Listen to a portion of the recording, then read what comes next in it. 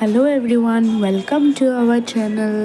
আজি বহুত দিনৰ মূৰত আপোনালোকৰ মাজলৈ এটি ব্লগ লৈ আহিছিলোঁ। বহুত দিন নহয়, একচুৱেলি বহুত বছৰৰ মূৰত।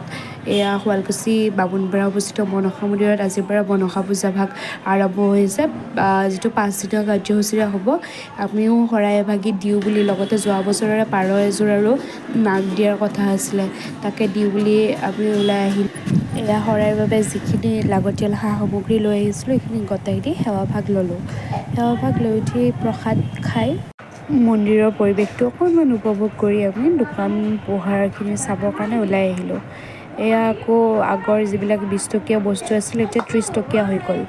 তাকে কিছুমান বস্তু চালোঁ। তাৰপিছত মন্দিৰটো যিহেতু নদীৰ পাৰত অৱস্থিত, পৰিৱেশটো খুব সুন্দৰ, তাতে দুকপীমান ফটো উঠি আমি ঘৰলৈ বুলি ওলাই আহিলোঁ।